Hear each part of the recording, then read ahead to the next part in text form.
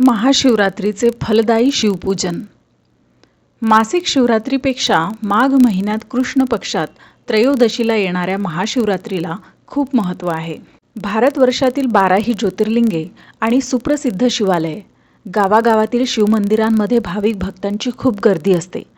महाशिवरात्री हा हिंदूंचा आणि शिवभक्तांचा अतिशय पवित्र असा सण उत्सव असून याच दिवशी भगवान भोलेनाथ आणि माता पार्वती यांचा विवाह सोहळा संपन्न झाला होता. भोलेनाथ शंकर भगवंतांनी वैवाहिक जीवनाचा आरंभ करण्याचा हा दिवस असून या दिवशी भगवान शंकराची विधिवत केलेली पूजा लक्षपटीने फलदायी असते. भगवान भोलेनाथ त्यांच्या सर्व भक्तांच्या मनोकामना पूर्ण करतात आणि भक्तांना आशीर्वाद प्रदान करतात. म्हणूनच वार्षिक महाशिवरात्री धूमधडाक्यात साजरी केली जाते. यंदा माघ महिन्यातील 26 फेब्रुवारी म्हणजेच बुधवारी महाशिवरात्रीचा उपवास आणि पूजन मोठ्या धूमधडाक्यात केले जाणार आहे. भगवान भोलेनाथाची उपासना आणि त्यांच्या नावाने केलेला महाशिवरात्रीचा उपवास हा लक्षपटींनी तन आणि मनाला शांती आणि सुखानंद प्रदान करतो. शिवभक्तांची अशी धारणा आहे की महाशिवरात्रीच्या व्रताचे काटेकोर पालन केले तर जीवनामध्ये असलेली संकटे आणि सर्व समस्या दूर होतात. ओम नमः शिवाय आणि श्री शिवाय नमस्तुभ्यं या मंत्राचा जप केला जातो. सुख समृद्धी मिळविण्यासाठी शिवभक्त महाशिवरात्री व्रत आचरण करतात.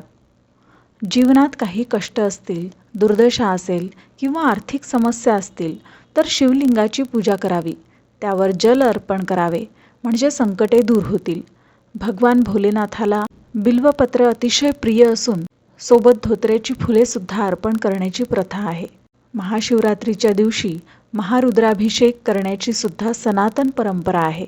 शिवमंत्राचा जप करत असताना महादेवाची पूजा त्वरित फलदायी असल्याची भक्तांची भावना आहे. आजकाल धकाधकीच्या जीवनात सुख, समृद्धी आणि शांती मिळण्यासाठी आणि दुःखापासून मुक्ती मिळावी म्हणून सर्वांचीच धडपड सुरू आहे. अशा वेळेला शिवालयात जाऊन शिवलिंगावर रुद्राभिषेक करण्याची मोठी स्पर्धा सुरू झाली आहे. एरवी ओस पडून असलेली अनेक शिवालये अलीकडच्या काळात भक्तांच्या रांगांनी तुडुंब भरलेली दिसून येत आहेत. ग्रहांचे दोष दूर व्हावे, दुःख आणि पीडा यांचे निवारण व्हावे, घरात सुख आणि समृद्धी यावी, व्याधी दूर व्हाव्यात म्हणून शिवालयांमध्ये भक्तांच्या रांगा लागून असतात.